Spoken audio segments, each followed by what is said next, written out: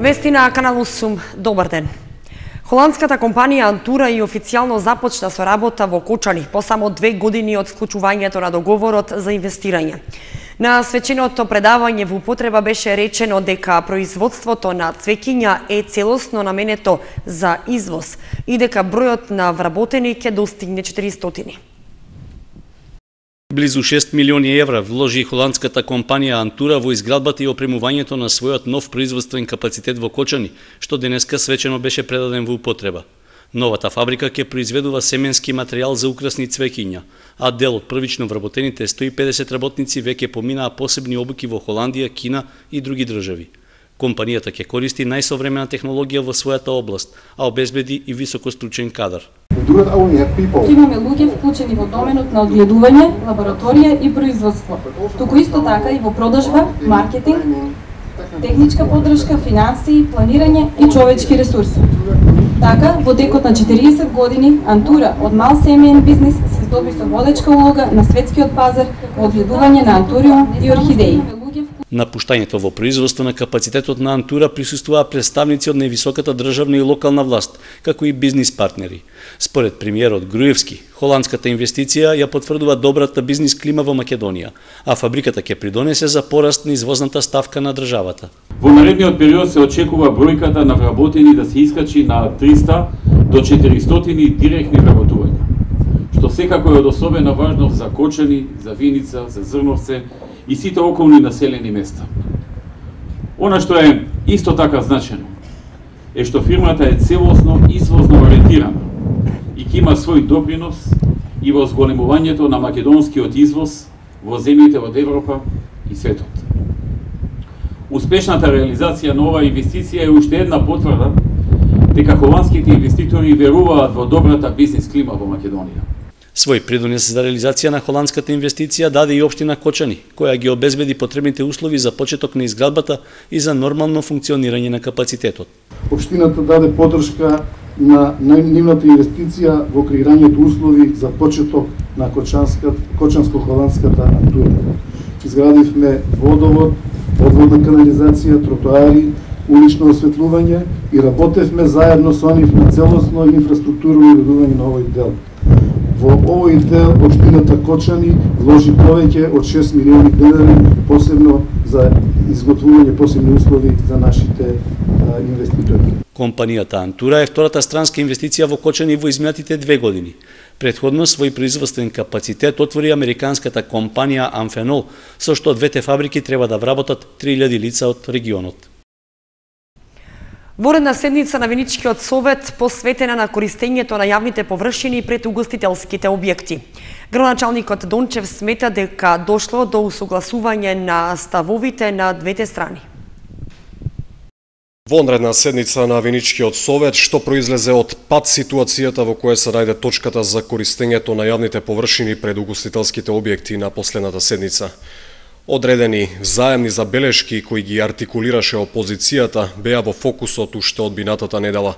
Согласно донесената одлука, јавна површина може да се користи само врз основа на одобрение за вршење дејност, што го издава градоначалникот на општина Виница, а и поставување на подвижни објекти се врши само врз основа на соодветно одобрение што го издава градоначалникот, а угостителите јавните површини ќе може да ги користат сезонски за период од 3 до 7 месеци, за што плаќаат по 10 денари од метар квадратен јавна површина дневно.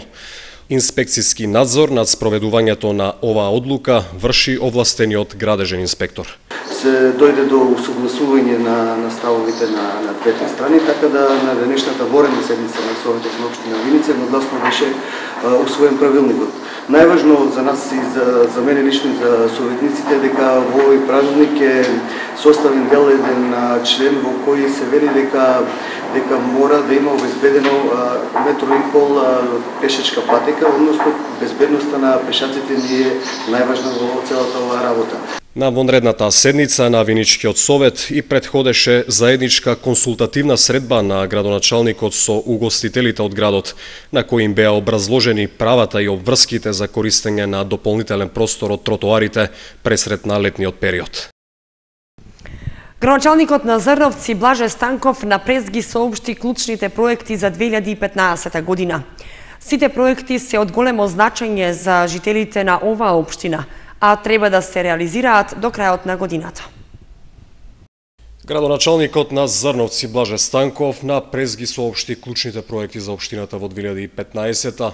Станков предходно даде ретроактивна забелешка дека успесите се достижни и оти со заеднички сили на владата и општината, но најмногу на граѓаните, може да се намалат и трајно решат долгогодишните проблеми со цел општината да биде подобро и поубаво место за живење.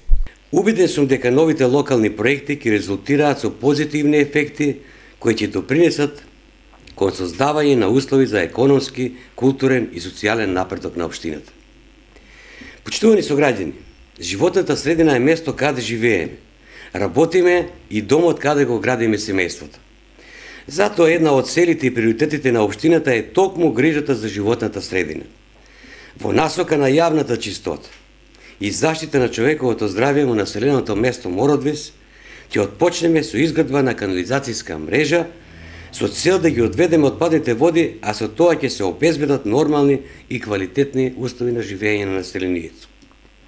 Со овој проект е предвидено поврзување на секое домаќинство со канализацијската мрежа, со што ќе се обслужат 600 граѓани. Финансиската конструкција на овој проект е во износ од 130.000 евра, а истите се обезбедени преку Европската инвестициона банка, а се реализираат преку Министерството за транспорт и врски. Како следен проект, Станков ја најави втората фаза од уредувањето и регулацијата на речното корито на Зрновска река, но и проектите поврзани со предучилишното воспитување, односно отворањето на детска градинка. На овој начин ќе ги решиме проблемите од силни налити води на реката Зрновка, но и ќе го разубавиме овој дел од населеното место Зрновци. За проектот финансиските средства во износ од 150.000 евра се обезбедени преку Министерството за финансии на Република Македонија. Исто така годинава ќе вложиме во патната инфраструктура со изградба на крак од улица Генерал Апостолски и крак од улица Скопска. Со овој проект ја олеснеме мобилноста на луѓето и стоките и ќе ја надминеме ограниченоста на граѓаните од населеното место Зрновци. Финансиската конструкција на овој проект е околу 60.000 евра, доделени од Министерството за финансии. Грижата за децата останува во фокусот на нашата посветеност. Со цел на децата да им обезбедиме сигурно и безбедно детство, вклучувајќи ги во процесот на социализација, неопходен за правилен раст и развој, со згрижување во предучилишните установи, годинава ќе изградиме детска градинка. Оваа капитална инвестиција во детска градинка представува инвестиција во сигурна иднина на најмалата генерација. Изворот на финансирање во износ од околу 220.000 евра се средства обезбедени преку заем од Светска банка од 150.000 евра и 70.000 евра средства обезбедени како грант од Министерството за финансии. Општина Зрновци бележи инфраструктурен фейслифтинг последните години. Наша цел е Зрновци да биде предводник во решавањето на проблемите што се значајни за силна локална самоуправа, заврши Станков. Џамискиот одбор од Кочани му дава подршка на стариот поглавар на исламската верска заедница, односно за сега не го подржува новоизбраниот. Токму поради тоа и не присуствуваше на собирот во џамијата во Штип, каде дојдоа џамиски одбори од неколку градови од Источна Македонија. Пребирањата во исламската верска заедница што се случија во изминатите денови беа причина да се организира собир на џамиските одбори од источниот регион на државата, за да покажат дека тие му ја даваат поддршката на новоизбраниот поглавар. Се собраа во Кадин Ана џамијата во Штип за на пресконференција да ги образложат своите ставови. На собирот присуствуваат џамиските одбори од Штип, Берово, Делчево, Виница, Радовиш, Струмица, Банско и селото Пиперево, при што беше речено дека тие му даваат поддршка на новиот поглавар на ИВЗ, муфтијата Ибрахим Шабани. Представници од Кочанскиот џамиски одбор немаше, а присутните на собирот рекоа дека оттаму не стигнала поддршка. На пресконференцијата ги повикаа и останатите џамиски одбори од Источна Македонија на мирен и достоинствен начин јавно да ја искажат довербата на новото раководство, со што истовремено ќе се ослободат од притисокот и диктатурата на стариот поглавар Сулеман Реджепи. Се надеваме дека новото раководство ќе ја извади ИВЗ од криза, во која се подлабоко и подлабоко тонеше ова институција во изминатиот период. Исто така ги повикувам сите муфтии да го чујат гласот на своите џамиски одбори низ Македонија и во таа насока да настапуваат како нивни представници во ријасетот.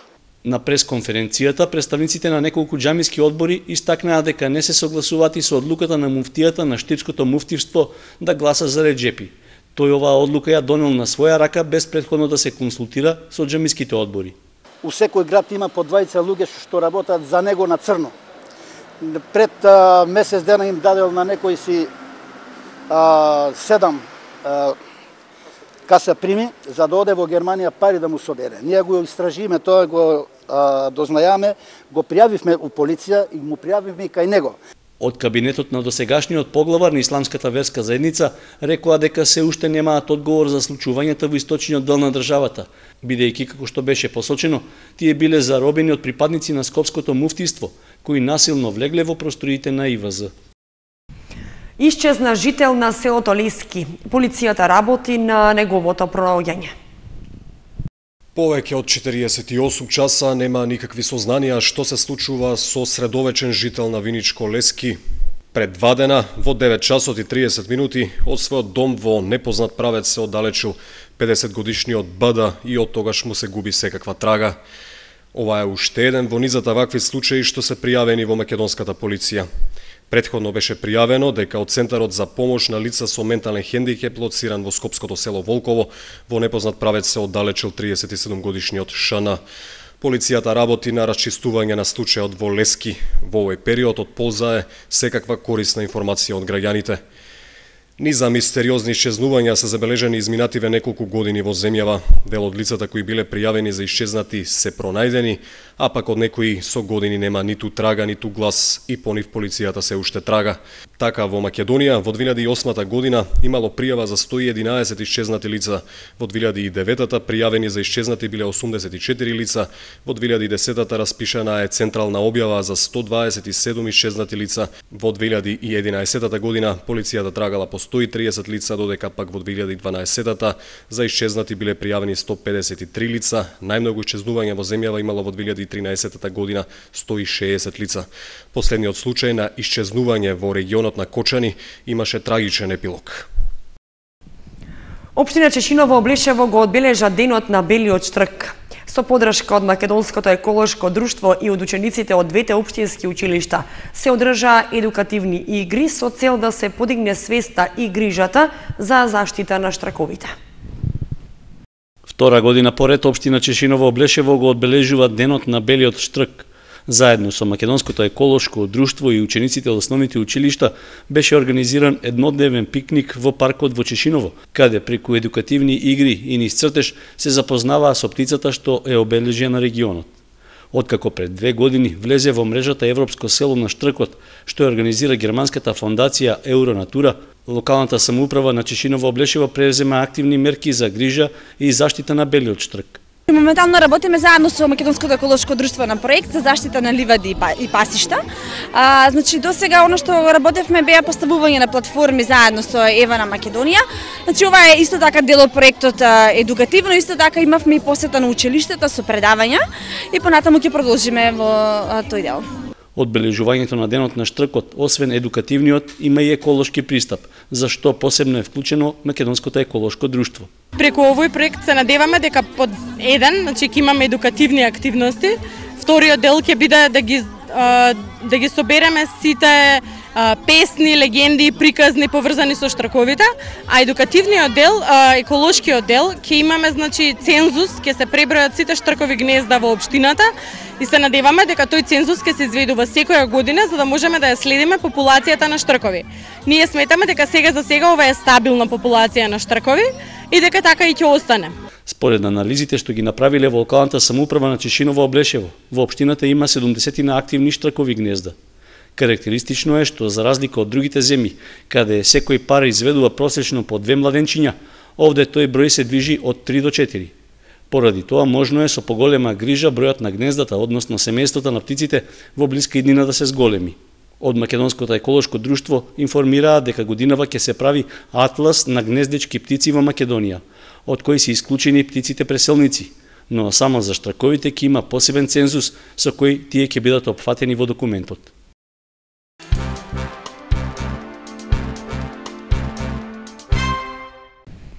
Во основното училиште Малина Попиванова одржан општинскиот детски семафор.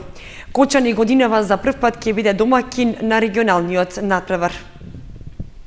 Во рамките на своите редовни планирани програмски активности, Општинскиот совет за безбедност на сообраќајот на патиштата на општина Кочани во соработка со општинските основни училишта го организираше и спроведе традиционалниот општински годишен натпревар Детски семафор 2015. Овогодишниот општински натпревар на оваа сообраќајна воспитно-образовна манифестација повторно се одржа во основното училиште Малина Попиванова. На денеска одржаниот натпревар Детски семафор во основното училиште Малина Попиванова победници, значи во мала група женски се Јована Петрова и Христина Крстова. Јована Петрова од Крсте Петков Мисирков училиштето, а Христина Крстова од Малина Попиванова. Додека од машката група се Денис Јангелов и Дарко Златков. Денис Јангелов е од Крсте Петков Мисирков училиштето, а Дарко Златков е од Малина Попиванова. Тоа е значи во машки мала група. Додека од големата група машки настапуваат по едно машко и едно женско, тоа се Александар Глигоровски и Ивана Димитровска. Од средното општинско училиште Гошо Викентиев, бидејќи беа единствени со поднесената пријава, по автоматизам и тие продолжуваат на регионалниот натпревар, а како учесници се Атанасов Давор, Симонов Дејан и Анев Глигор. Најдобрите од општинскиот ќе учествуваат на регионалниот натпревар. Истиот ќе се одржи во текот на овој месец. Во текот на овој месец ќе се одржи регионалниот натпревар, кој што исто така ќе се одржи во основното училиште Малина Попиванова. Општината Кочани за прв пат се јавува како домаќин на овој натпревар. Теоретски дел, познавање на сообраќајните знаци, правила и прописи со решавање на тестови и практичен дел, вешто возење со велосипед на уреден полигон, што се одржа во училишниот двор на отвореното спортско игралиште. Дека нема предрасуди меѓу децата од различни националности говори проектот за мултиетничка интеграција во образованието, во кој е вклучено и основното училиште Раде Кратовче. Проектот го реализира во соработка со основното училиште Емин Дурако од општина Сарај, Скопје, кој денеска беа во посета на Кочанското училиште. Заедничка дружба, надпревари, песни и игри на учениците од основното училиште Раде Кратовче со учениците од основното училиште Емин Дурако од општина Сарај. Соработката на двете училишта е дел од проектот мултиетничка интеграција во образованието. Најбитна е, значи, дружбата. Овде се дружат дечињата од нашето училиште, дечињата од нивното училиште, кое што училиште со друго јазично подрачје и со друга вероисповед се нивните дечиња, за да покажеме дека имаме една соработка без разлика на вера, националност и така натаму. Ние денеска сме тука со вашето училиште, со училиштето Раде Кратовче и многу сме среќни што имаме соработка со вашето училиште. Најпрво и децата ќе се запознаат со средината кај живеете вие, па и ние како колеги ќе имаме соработка понатаму за други активности што се ќе доаѓаат поред. За прв пат сме тука, многу убав град, се изненадивме, убаво не пречека и децата се среќни, па мислам дека натаму ќе продолжува ова соработка и ова дружење до крај. Децата имаа можност да вкусат од традиционалната храна подготвена од родителите, учениците и наставниците од Кочанското училиште, а потоа следува игри, песни и ора, како и прошетка на Осоковските планини.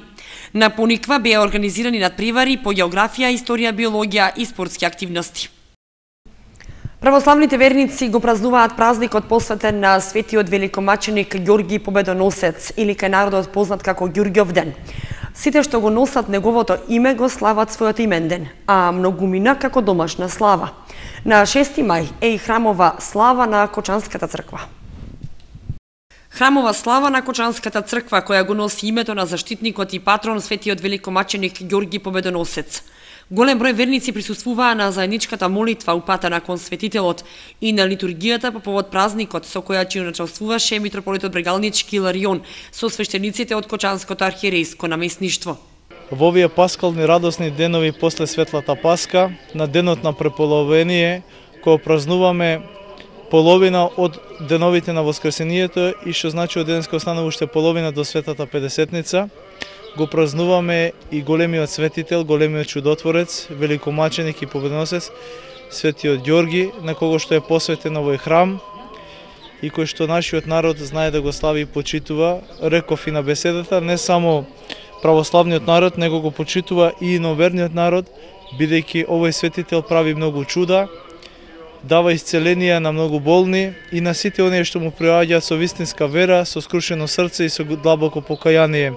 Многумина Ѓурѓовден го слават како домашна слава, а празнуваат и оние кои го носат името на светителот. Светите мошти на светителот кои се исцелителни и чудотворни се разнесени по целиот свет за утеха на верните, за исцеление на болните, а неговиот гроб е во Палестина и од мермената икона со ликот на светителот извира миро како потврда за верата Христова, но и како сведоштво на неверните. Оти Бог постојано се јавува со чуда.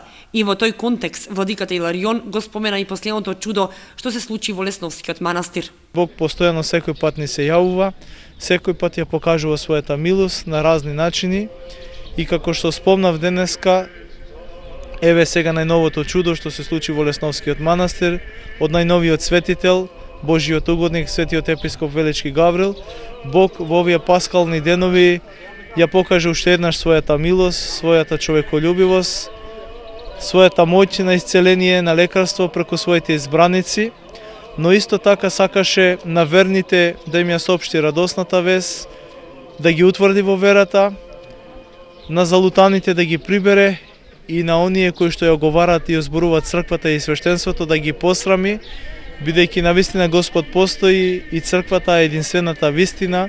Во тропарот се пее дека Свети Ѓорги е заштитник на затворениците и сиромашните и лекар на болните.